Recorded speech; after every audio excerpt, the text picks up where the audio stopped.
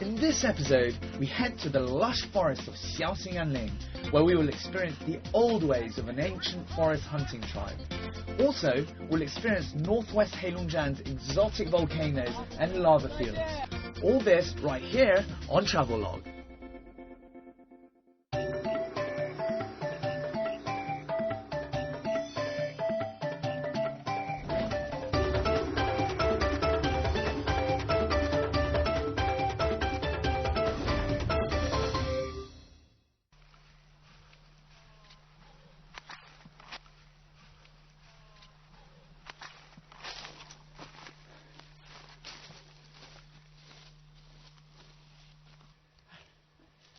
Hi!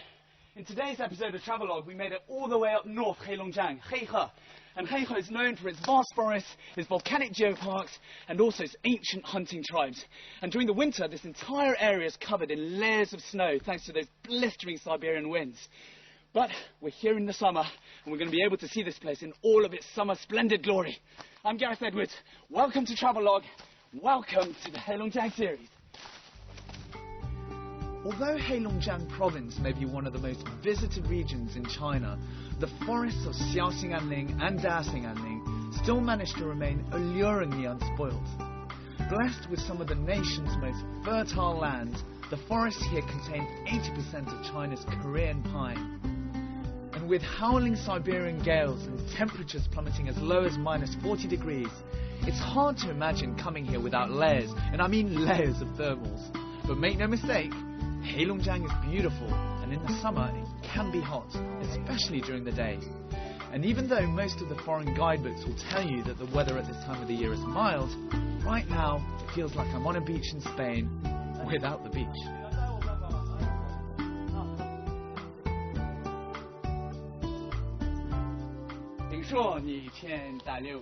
是的，那是20年以前的事情，那时候国家还没有禁猎。你打过什么样的猎物？主要是野猪、狍子还有鹿。啊，是吗？对。还有别的东西吗？有一次跟一头黑熊相遇了，它在袭击我的时候，让我把它击毙了。是吧？黑熊？哎，对。小的不是？很大，得有一定蛋高。这个挺很危险的。是的。我给你看看，这是野猪拱过的痕迹。These are wild boar tracks. 它在找蘑菇和草根，这个也是它拱的。你看这一片，是吧？爱德华给你看一下，这是非常珍贵的紫蘑，现在已经很少。是吗？哎。Well, this is the purple mushroom, and it's apparently very rare to find. And you can see why it's purple, because on the inside, there. And I think I'm going to have to keep this one for my soup later on. It's amazing to think just how much life has changed for Liu Ruixuan. Little more than 30 years ago, he was known as one of the fiercest hunters in the forests, who vanquished all kinds of wild animals. He depended on his hunting skills for his livelihood, but then the Chinese government banned the hunting of animals, and overnight, his life changed. The hunter became the animal keeper, and protecting the forest from unwanted intruders. Wow. From this vantage point, you can really sense just the sheer vastness and beauty of Xiaoxinganling Forest. And for hundreds of years, the river and forest has provided all the nurturing to life in this region. And this site is truly out of this world.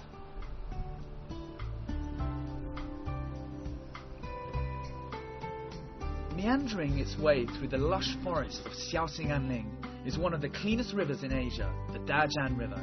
Here, 2 hours drive from the nearest town, you'll find with a little bit of difficulty one of the finest river rafting outposts in Heilongjiang.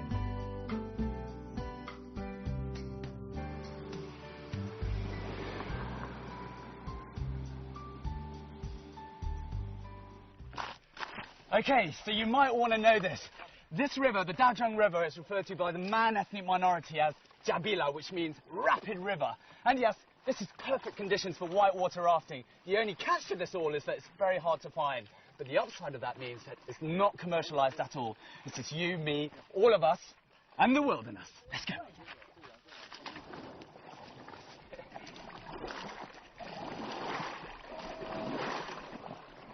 It's a pretty gentle looking river at the moment, but I have no doubt we're in for a surprise later on. As we make our way down the Dajian River, I feel a sort of connection with the past. The ancient sceneries remain largely unchanged throughout the centuries.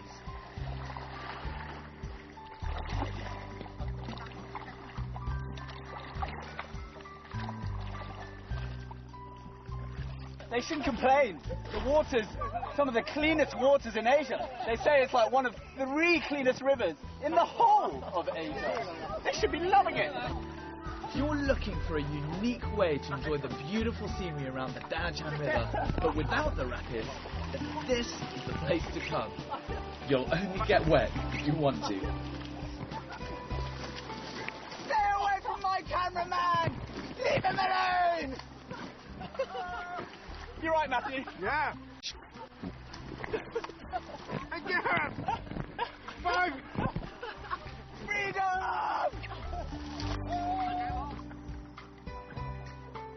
The unique beauty of this place is very rare.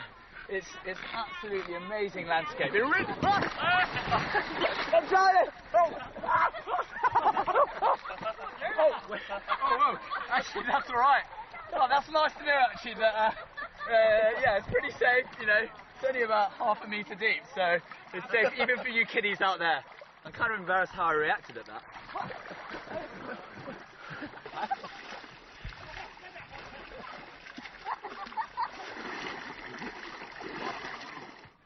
Okay, so this is the end bit here.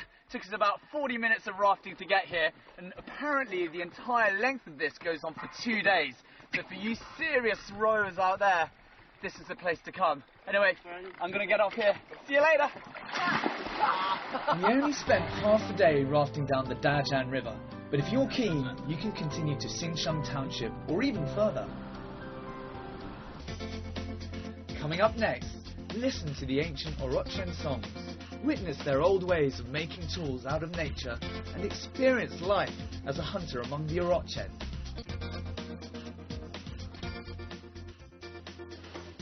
In this episode, we head to the lush forest of Xiaoxinganling, where we will experience the old ways of an ancient forest hunting tribe. Also, we'll experience northwest Heilongjiang's exotic volcanoes and lava fields. All this right here on Travelogue.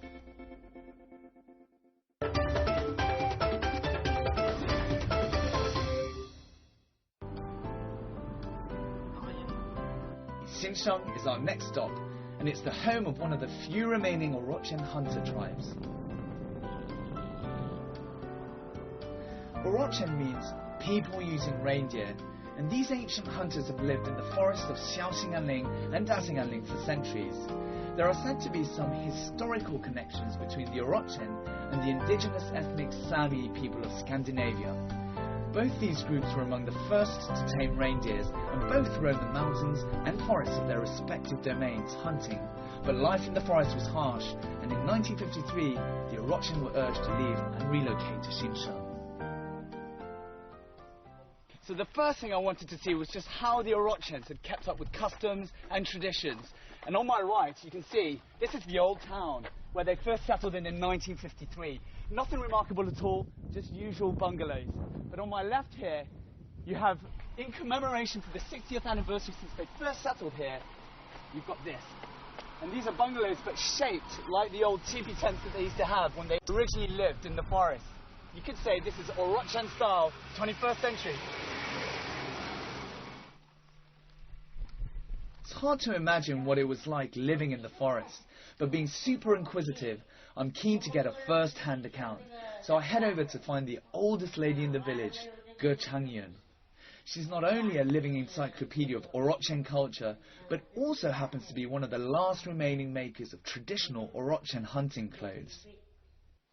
这个披冬天用，这个是做套裤的，起码不冷，抗风，这也抗风，冬天不冷，一盖就行。我可以睡睡了。是吧？你这么一蹬，这样就蹬着了。Got my toes.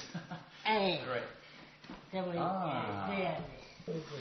Yeah. 你要蹬不好不都？ It's not as easy as it looks. It's quite tough to do this. 哎。我开始做时候30多岁了。 It's clear that this lovely lady is fiercely proud of her culture, which makes me a bit sad when I think that their traditions may soon be dying out. Just like their songs, which have been passed down from generation to generation orally.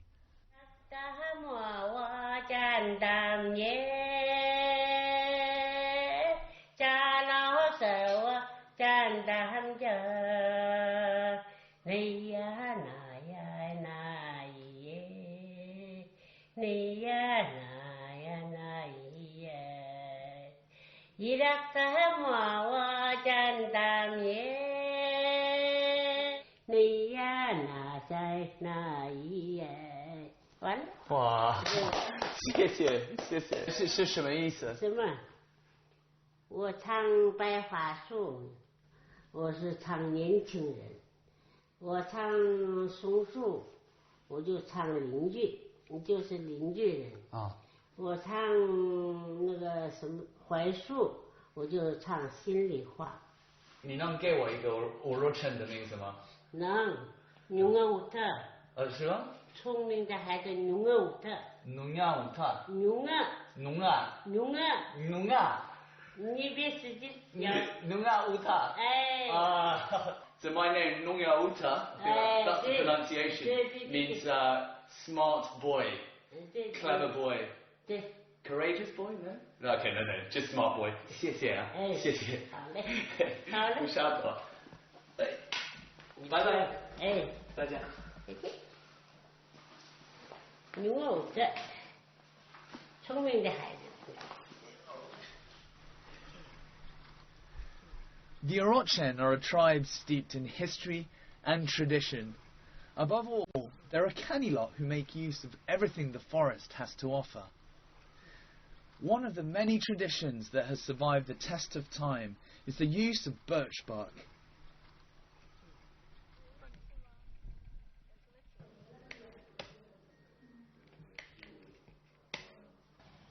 This is interesting.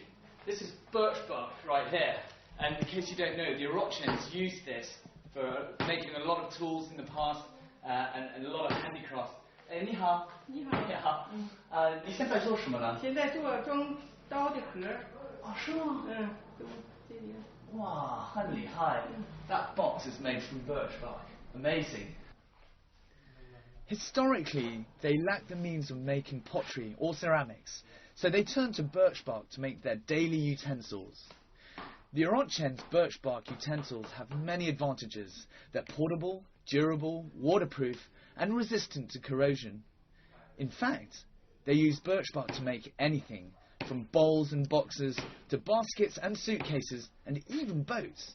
And the crazy thing is, they do all of the work armed with just a small hunting knife. That's amazing. So it's flexible and bendy.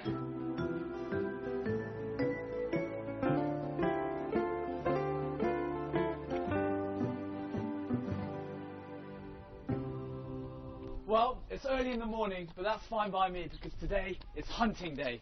And this is my Orochen Hunters crew right here. 你好。你好。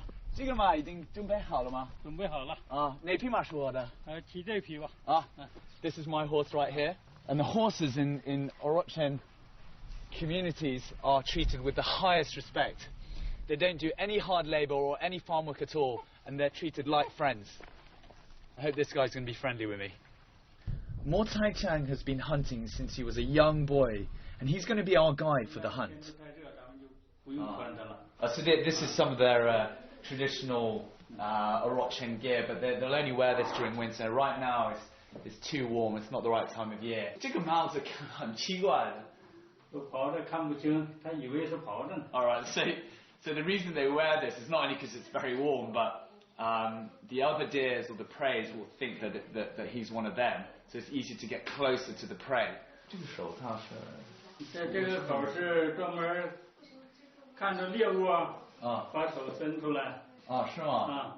这可以放枪了。别这个这样。哇，这个冬天穿着非常暖和，走道没有声音。The boots are very soft, and basically so that you can get closer to the animal without making any sound.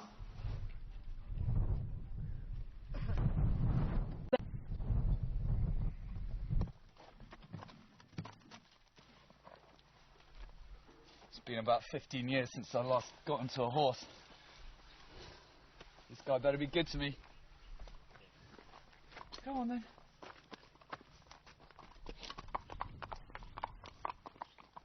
Old school style.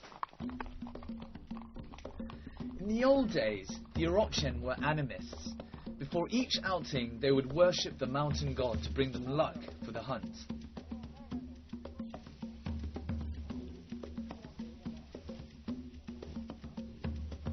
When the Orochens go hunting, it's usually for anything up to half a month. So they'll usually bring one extra horse with them, and that horse will bring like tents and all the equipment. And equipment speaking, you can see they've got their horses, they've got their shotguns and their dogs. But on top of that, they bring baijiu with them, because the baijiu will keep them very, very warm during the cold winters. It's a real privilege to spend a day out hunting across the wild forests of Xiaoxing with an ancient hunting tribe. Back then, life in the forest wasn't easy. They could sometimes spend up to 10 days in the forest without even a hint of a prey. Oh, I've only been riding for half a day, but these things are rock hard. My bum is killing me. But the Orochens actually, riding their horses is like resting for them, and they'll ride it all day, no problem. Oh. Don't worry. The Orochen are quite ingenious when it comes to living off the land. Historically, they relied solely on the forest for their survival. Their food, medicine, and clothing all came from nature. Although hunting is banned in China, the government allows them to hunt once a year during winter in order to preserve their culture. Well, these guys are going to go off hunting and riding for another 2 days, and I wish I could join them, but unfortunately I don't have enough time. So I'm going to wish them farewell and good luck for their hunting season. 谢谢朋友们啊，再见。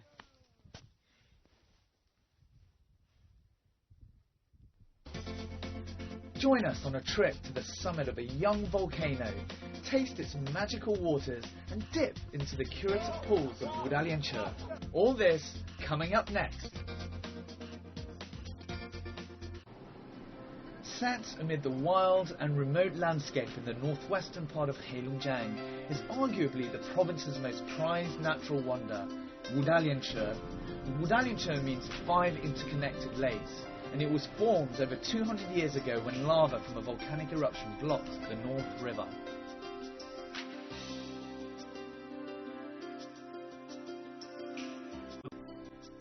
So as you can see, I'm stood right in the middle of a lava field, which signifies that we have entered Wudalianche. And this place is famous for its volcanic views, its exotic lava fields, and in case you guys are worried about the volcanic eruptions, don't worry, the last one happened in 1720, so I think we're safe.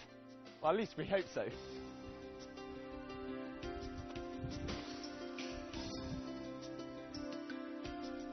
Wudalianche's landscape is the stuff of legends, and once you get here, it's easy to see why. If you're looking for spectacular scenery and breathtaking views, then you need look no further. In fact, in 2006, UNESCO listed Wudalianche as part of the Global Geopark Network. It's a strangely peaceful experience to stand among the craters, deep cracks and vast lava fields that form this uniquely beautiful volcanic drop. On first impression, Wudalianche has a very relaxed vibe. I can't think of any other place where you could feel so totally removed from everyday life. Perfect for you overstressed city slickers out there. The best time to visit is in late May and early June, when the weather is at its mildest. After thousands of years of chaotic volcanic eruptions and soil erosion, it's always a bit of a surprise to get something as beautiful as this. And this to me is comparable to anything you might have in Switzerland, or France for that matter. And for you guys in Switzerland, your lakes might be surrounded by snow-capped mountains, but right here, the lakes are surrounded by volcanoes.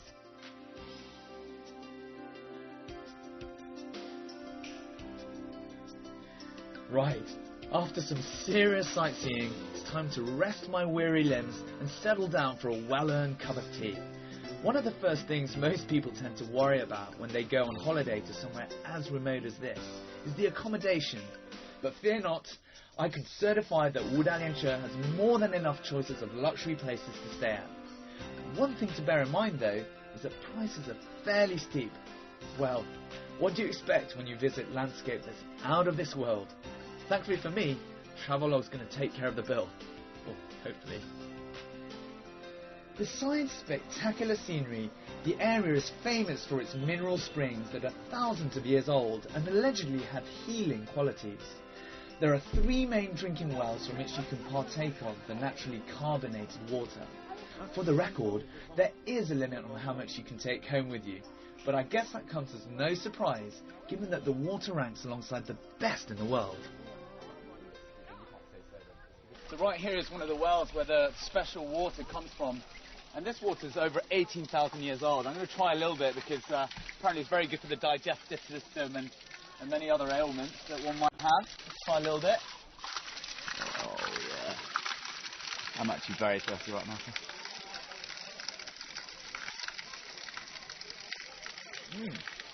It tastes, well, it's very fresh.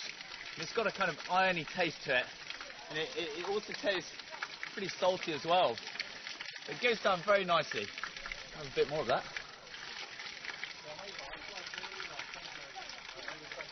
Oh yeah. I should have brought a bigger bottle actually. Take some with me. 有点像雪碧那个。有点像雪碧没加糖那种。这个水为什么是黑色的吧？原来一杯清茶，这是绿茶，后来我专门流到这里。 接了一杯清泉水，结果就变成一肚子坏水。因为这水里面含多种矿物质，尤其铁特别多，所以这铁呢，它会和这个叶酸会起反应，这个茶叶水，所以会变成黑色的。My visit to the mystical curative pool was one of the highlights of my whole trip. Every year, millions of tourists make their way here, many of them in the hope of healing their ailments. Some come for periods lasting up to 3 or 4 months, dipping into the pools every day. Many tales and legends have grown up about miraculous recoveries. One word of warning though, the pools are freezing. So these pools right here are famous in China, and people from all over the world and the locals will come and hang out here. And apparently the waters are very good. They have healing qualities. So if you have any kind of arthritis or skin problems, then this is the place to be. 我们一起下啊 My buddy is asking me to go in, so I'm going to check out what these pools are like. 谢谢。Wow!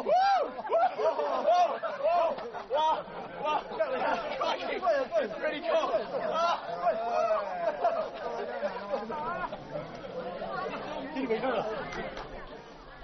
I couldn't last more than 3 minutes in that freezing cold pool, but oddly enough, after a while, my skin started feeling a bit prickly. I dread to think why. So we just left the vehicles behind. It's as far as they can take us. We're about to climb up HEIHE Shan, which is one of 14 volcanoes in the area. It also happens to be the most recent one. Let's go and see what it's like. Apparently, the views up there are pretty amazing.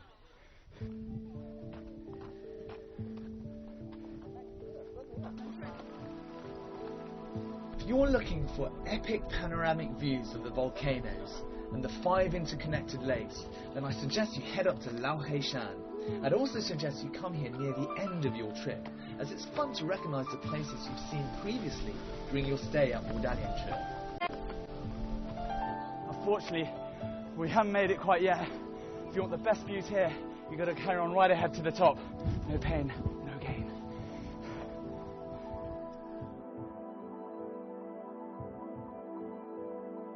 But one word of warning, the winds can be quite strong, so whatever you do, don't let it blow you over the edge of the crater like it almost did with me.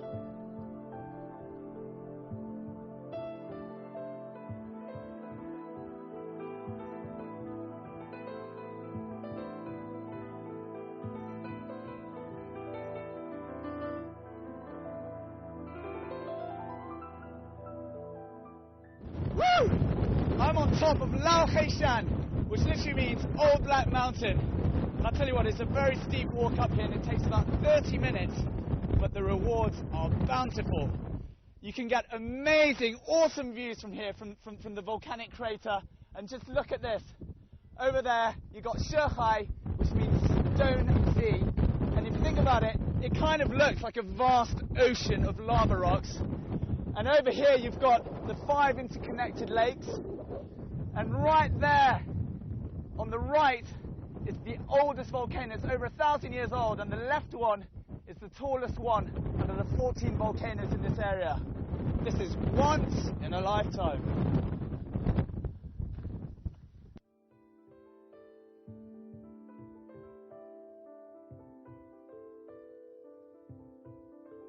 Well, I gotta say, this is definitely a first time for me.